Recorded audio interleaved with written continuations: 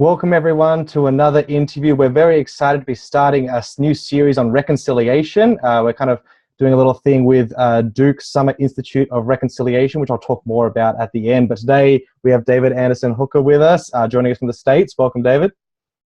Welcome. Thank you. So David's the professor of the practice of conflict transformation and peacebuilding at the Joan B. Kroc Institute for International Peace Studies at the University of Notre Dame. That's not the Sydney University of Notre Dame. That's the one over in the US. Right. Just to make it clear for those who might be like, oh, I should go to his class. You should if you're in the States, not here though. He is a mediator and peace builder with more than 30 years experience in the field and work which has taken him around the world and in and out of a variety of fascinating organizations. So, David, welcome. And yeah, we're very glad to have you with us today. Great. Glad to be here. I appreciate the opportunity. I'm glad we were able to organize it. Yeah, it's great. So just an opening broad question. I just wonder what drew you into the work of conflict transition, peace building, and reconciliation? So I started off my professional career really doing community psychology, minority psychology, urban questions, cross-cultural counseling and issues. And I really got disappointed with the way that the mental health system, at least in the United States, works, where, because I worked a lot with families, and a lot of the families were multi-ethnic, multiracial, or two parents with children from previous relationships trying to come into one marriage. And in order to get help, they would come to the mental health center, but the only way that they would be allowed to access the services is if someone would have a diagnosis and accept that they had some kind of a mental flaw or something like this. And so usually it was either the woman who worked or the most creative child that would have to take a hit for the team and become diagnosed as sick in some way. And there's a way 15, 20 years ago in which that, 30 years ago, in which that stayed with you permanently. Like once you have a mark of mental illness on your record, it kind of stuck with you, so it would impact your employment and your housing and your school access and those kinds of things. And so I actually wanted to learn a different way of helping people to figure out how to resolve conflict and how to deal, because a lot of times that's all they were really working for. It wasn't that somebody was sick, they just had value differences. They had serious conflicts, those conflicts might even escalate to violence, but it wasn't about deep mental illness. It was about skill sets for working through things where nobody had to be wrong.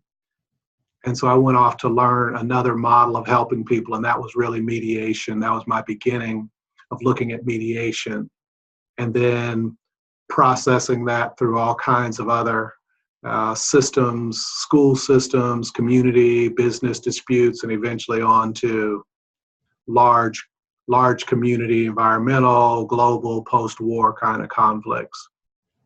Yeah, great. That's a really fascinating way in, and but thank you for sharing. So at Duke Summit Institute of Reconciliation, which is happening this June 5 to 9, and you can still register online, you're teaching the Discovering and Embracing Narratives of Reconciliation seminar. Yes. Would you like to give us maybe a little teaser on what people could expect and maybe what you're most excited about teaching in that? Yeah. So what we don't really realize that much, what we tend to kind of overlook, is that we live our lives inside of narratives, not just stories. A story is an episode. And usually that story conforms to a particular narrative model. Like we understand certain stories, we understand the way the story is supposed to go. And because we understand the narrative, the way that the narrative is structured, we fit our story inside of it. And so that narrative really tells us what we're supposed to do, what we're supposed to think, how we're supposed to behave in certain circumstances. And if you don't understand the narratives that are running our lives, and most of the time they become invisible. We learn those narratives from children's stories. We learn those narratives from watching our parents. We learn those narratives from the signs and symbols in our communities. Many times we learn those narratives from scriptural reference or from other kinds of cultural references. And they shape the way that we operate. And they also shape and decide who we're going to be in conflict with, because normally it's not us personally that are in conflict. It's really my narrative, my story of who I'm supposed to be in this moment and my story of who you're supposed to be in this moment don't align. And if we don't understand that, then we have brokenness, we have failed relationships. And so what we're going to do is look at children's stories, scriptural stories, personal and family narratives, and start understanding and unpacking what are the narratives that are guiding and shaping our lives, and how do we get to reconsider those as we're moving towards some way of building shared futures. And we want to particularly look at the kinds of narratives where we've had a falling out, a breaking of relationships that are grieving us, so that we still have some lament about those. And a lot of those narratives are about identity, about race and gender, and they are, people have different understandings of what ethnic or sexuality performatives are supposed to be. And those are inside of narratives, not necessarily that we've chosen, but that we've been given, that we're living into. And so if we can unpack those, we can find a way to a shared future. And so that's the work that we're going to try and begin looking at over the course of 4 or 5 days. We only get a snippet because it's 4 or 5 days, but it's fun to play.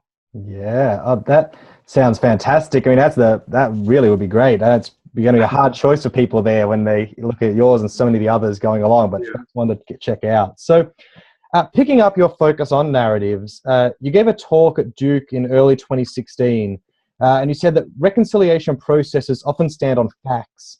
However, facts lose significance outside of a story. You give an example of, at a trial, it's the better story that wins.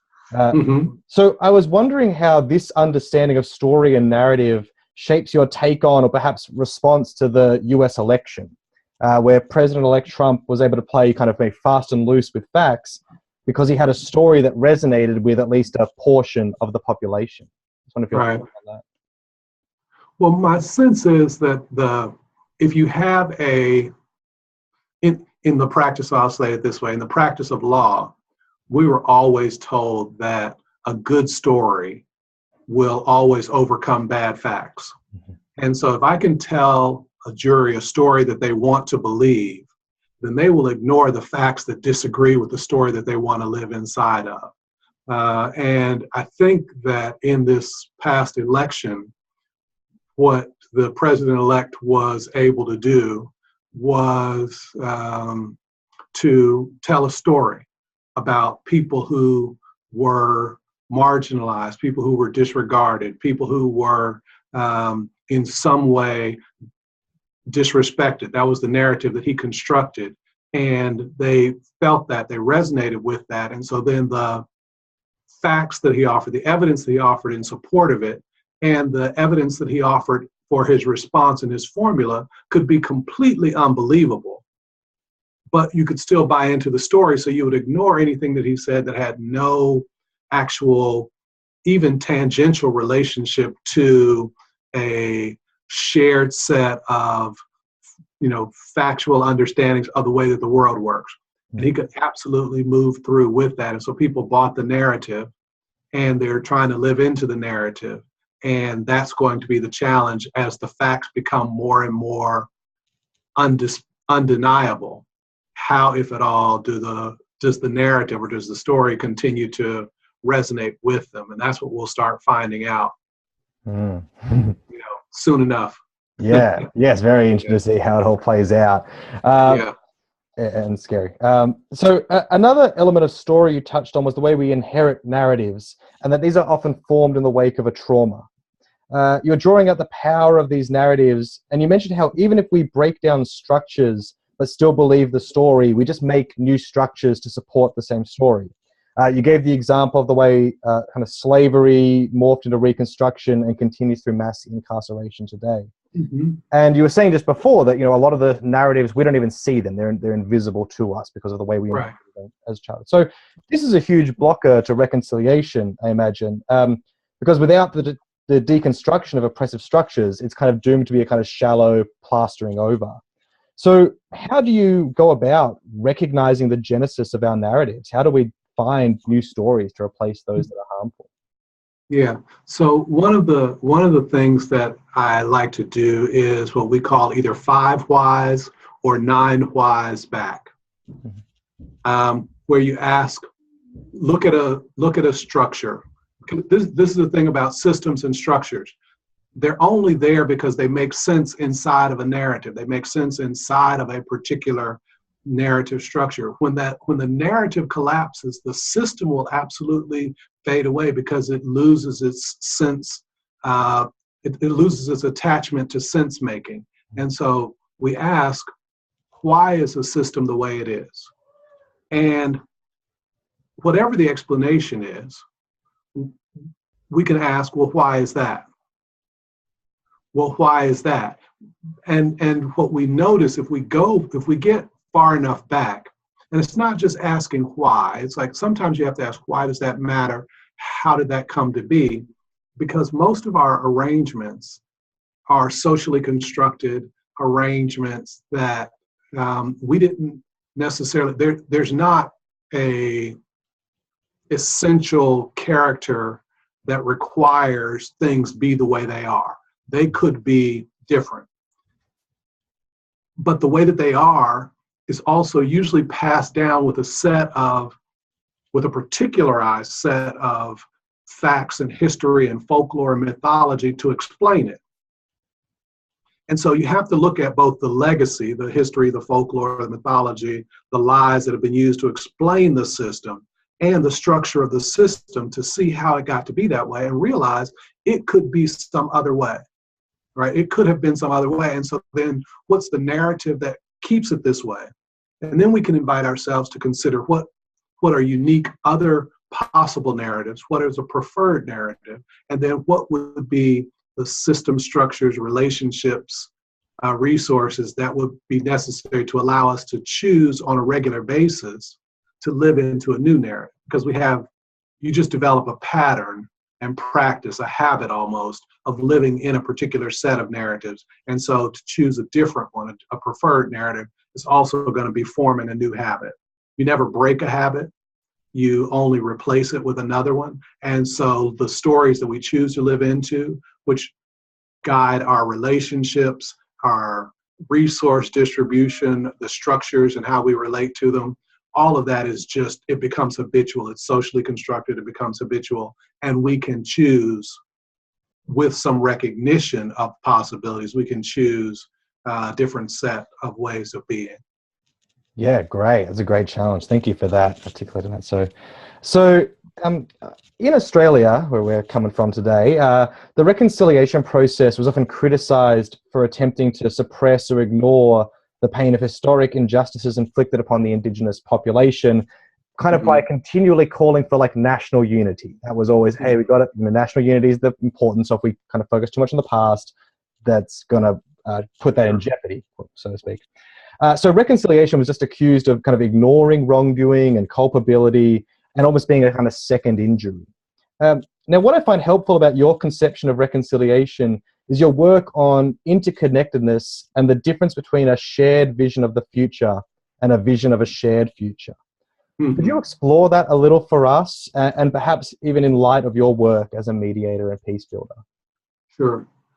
What often happens when there's been brokenness and people are seeking reconciliation, moving quickly to reconciliation is usually a way, or usually requires foregoing grievances, foregoing a deep exploration. It's in scriptural kind of theological terms, we talk about the notion of cheap grace, like just a forgiveness without the necessary work, repentance, and repair that is needed in order for everyone to come to a space together. So what usually happens in reconciliation processes is that the more powerful or the more oppressive forces focus on the present and the future without regard to the past. And often the past is where identities were formed, which is where narratives were formed, which is where the impediments still exist. And so in creating and constructing a narrative of a shared future, as opposed to a shared narrative. That's an important distinction. A shared narrative requires that we agree about where we're going. A narrative of a shared future says that the future that we both envision has to be broad enough so that my full flourishing is possible and your full flourishing is possible, neither of which impede one another, but it does allow me to do the work that I need to do in terms of healing and so forth to authentically come forth and come to learn myself anew. Because if I was in an oppressed state, then both, kind of physically, structurally, but also what Miranda Fricker calls epistemic injustice, like myself and those like me weren't even able to contribute efficiently to or effectively to the body of knowledge that we've all built. And so even the history that I'm drawing from would be a unjust pool from which to draw. So we need to spend enough time to uncover and redig so that I can contribute fully to the body of knowledge. And then as you're drawing on your future based on a history that's a fully stocked pool, then you now have to build and realize based on that full history how you go forward. And I can do the same thing. We may be operating in different time frames as we do that, but that allows a shared future where we know that we can go forward together, and I don't have to be paranoid about what it is that you're doing, nor but we don't have to be walking hand in hand in lockstep and singing one of the old spiritual songs that says, we'll all get together in the good old by and by. Yes, that's great. And I was remembering like the reconciliation process was when I was at school here. It was like a 10-year process. And I remember a lot of paper cut out white and black hands strung across classrooms. So that rings very true. So that's a great input for us here. Thank you. So while we're speaking about kind of your work and that, which has taken you, as I mentioned at the top, all over the globe and in and out of numerous different kinds of conflict and transitional situations, what is perhaps the biggest mistake or unhelpful assumption that people in churches, especially maybe in the comfortable suburban West, are going to make when they think about reconciliation? In churches? Sure. Or, I mean, we could take it in two ways, either just in the general West or particularly churches, because we have this idea of reconciliation. Yeah. So I think probably the most detrimental idea that we all have when we think about reconciliation is generally when we see we make a set of observations, what we see, what we hear, we apply meaning to it. Usually it's not even meaning that we've made, it's meaning that we've been told is supposed to be applied to this. But we apply meaning to it. And then based on the meaning we apply, we actually think that's what it means. Not that's what I make it mean. Yeah. That's the meaning that's available to me. That's one of the meanings that's available to me. We actually resonate with that's what it actually means. And so then we operate as though what we make it mean, what we choose it to mean among the many available meanings is actually the truth. And then in order for us to be reconciled, you have to come to believe the truth that I have. And usually what we do in order to be reconciled, one of the very demeaning things that people will offer as a way of being reconciled is, we'll just agree to disagree. You can have your opinion and we'll move forward, right? And usually what they mean when they say you can have your opinion is, I understand what's true. The thing that you're thinking isn't actually true, but because it's not so, it's not so meaningful to me, I'll let you have it. And then we can move forward together. You're still being dismissed and unequal in terms of your capacity for reasoning. So that notion that because I see it and because I've chosen a particular meaning must mean that's what it is probably the deepest assumption that's, one of the greatest mistakes that we can make. And so even if we just develop the practice of saying, as opposed to saying, this is what something is to say, this is what I'm choosing to make that mean, is really helpful in terms of our engagement with one another. Because I can say, this is what I'm choosing to make that mean, and you might offer me 4 or 5 other choices and say, well, what would happen if? How does it impact the trajectory of your life if? What's possible in terms of relationships for us if you chose another another path, another choice, another meaning? Because there are multiple meanings that can be made from the same set of facts, or same set of observations. None of them are facts. The same set of observations, or if you add in other observations that you tend to not want to see or hear or recognize, how might it invite you to move forward differently? I like that a lot. Thank you for that. I think Drew Hart has a thing in his book when he's talking about racism in America, and that it's kind of encouraging white Americans to don't go with your gut. That we have this kind of intuition of, okay, that's what that means, or that's how we think that's neutral, but it's actually very conditioned. So I appreciate that explanation. Yeah. So just a final question. I was intrigued with there was a kind of a short comment you made in the talk at Duke I mentioned earlier on the difference between forgiveness and reconciliation. And I just thought that was probably something important to maybe draw out for a lot of us here, the way those, maybe especially when people kind of risk conflating the two, which is maybe going to that cheap grace thing you mentioned before. So maybe if you could just talk a little to that difference between forgiveness and reconciliation, that'd be great. So in my mind, I don't, none of what I'm saying is true. It's just the way that it shows up for me. Yeah. But in my mind, what forgiveness is about is recognizing an experience that I've declared where I was harmed in some way, believing that I have a rightful grievance, remembering it, and choosing to move forward without animus or without expectation of being repaid, repaired, or anything like that. That's forgiveness. It's me constructing a world in which I have been wronged. I have a debt that you owe, and I'm choosing to forego the debt. That's one set of activities, and that has absolutely nothing to do with determining whether or how, if at all, you and I might be in relationship together.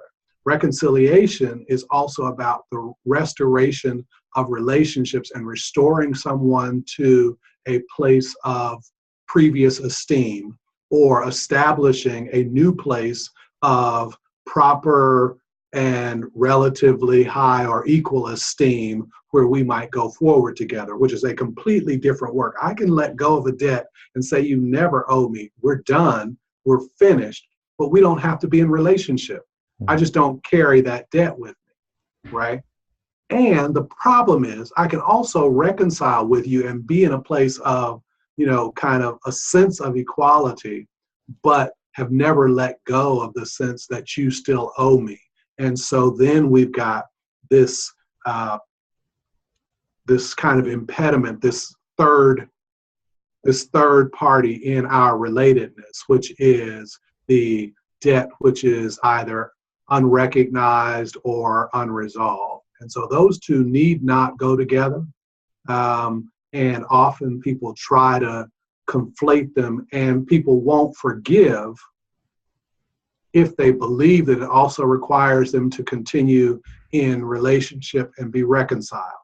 And sometimes people will reconcile and ask for reconciliation without ever necessarily trying to clear up a sense of indebtedness, and hopefully being able to gloss over the sense of indebtedness, which is part of what I think was happening in Australia and in some other efforts where there was an intention to undo multiple generations of historic systemic disregard and harm and directed violence, by believing that if we can go forward together and if we can declare you as a shared and full citizen today, that it doesn't require us to go back and acknowledge both the ways that we have directly harmed and participated in the harm, but also the ways that we continue to benefit and the interest that we are accruing on the harms that were done to you multiple generations ago. We're drawing the interest off of stolen property, but we don't want to acknowledge the theft. We only want to acknowledge the fact that now we recognize that you are, in fact, a full human being, something that you have declared for yourself for multiple generations. And we want to not have to go back and do the work associated with it or do the redistribution associated with the continuing benefit. We just want to start and say that we're all equal and can go forward, which also allows us to dismantle any of the systems that would pursue equity, because if we're now equal and everything is forgiven and done with, then the systems that pursue equity, we can say, well, those are now unfair because we're all equal. And we acknowledge that, we can go forward. And so often reconciliation is a trick of the oppressor in a way that supports the failing and the continuation of inequity. So you want to always separate and distinguish those two. Yeah, that is fantastic. And that's such a good point about how that's when we kind of declare, well, we're now starting from an equal place, which means we don't have to worry about reparations or affirmative action or all kinds of things. Yeah. Right. Yeah, great. Well, Professor Hooker, thank you so much for joining us today for this interview. People should definitely, especially if you're anywhere near Duke Divinity School, should check out the Summer Institute for Reconciliation, June 5 to June 9, enroll in David's seminar. Is there anything else you'd like to plug or promote at this moment? No, I think that I think you were right in your comment that all of the seminars are really good. And I hate that I'm teaching one because there are a couple of others that I would love to be sitting in. Yeah, I was going to ask you, if you weren't teaching, is there one you'd check out first? Well, there's one on lament. I believe there's one on lament that I really want to dig into, because the whole notion of being able to understand how to effectively grieving and lamenting is a significant part of healing historical harms for both those who committed the grievous harm and those who've received it. And so the capacity for lament is really, really, really important and significant. And I would certainly sit with them in that if I wasn't. Yeah. Nuts. Well, people, check it out. If you just Google Duke Summer Institute of Reconciliation, it comes right up, and there's so much information there. David Anson Hooker, thank you so much for joining us today, and all the best with your work going forward. William, I appreciate it. Thank you so much. Have a great night. Bye-bye. Bye.